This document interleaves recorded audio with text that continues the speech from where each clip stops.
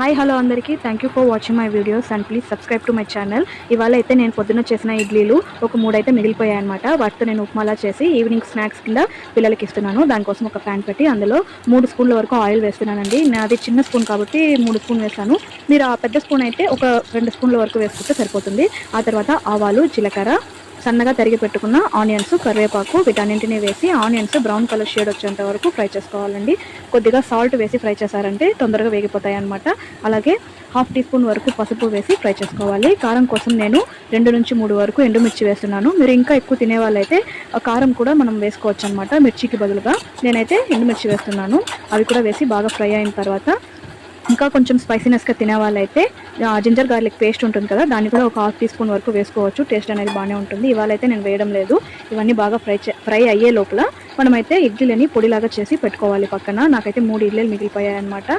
వాటిని బాగా పొడి చేసి పక్కన పెట్టుకుంటున్నాను. అవి బ్రౌన్ షేడ్ వచ్చేంత వరకు వేగిన తర్వాత వీటిని కూడా అందులో వేసి బాగా మిక్స్ చేసుకోవాలన్నమాట.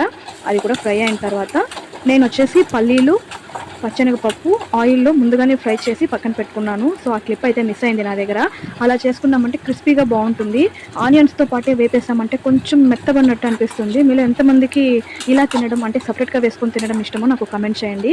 వీటన్నింటిని వేసి ఫైనల్గా కొత్తిమీర అనేది కొంచెం ఎక్కువ క్వాంటిటీలో వేసుకున్నామంటే టేస్ట్ సూపర్గా ఉంటుందండి.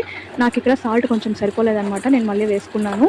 ఇది ఇంకా అడుగు పట్టిందంటే చాలా బాగుంటుంది టేస్ట్. నేనైతే కొంచెం తొందరగా తినేయాలని తీసేసాను అనమాట. ఇంకా మీకు టైం ఉంది, నిదానంగా చేసుకుంటున్నారు అన్న వాళ్ళు ఇంకా కాసేపు ఫ్రై చేసుకున్నారంటే అడుగు పట్టిన ఉప్మా అయితే ఇంకా చాలా బాగుంటుంది టేస్ట్. నాలాగా మీలో ఎంతమందికి ఇలా తినడం ఇష్టం నాకు కమెంట్ చేయండి.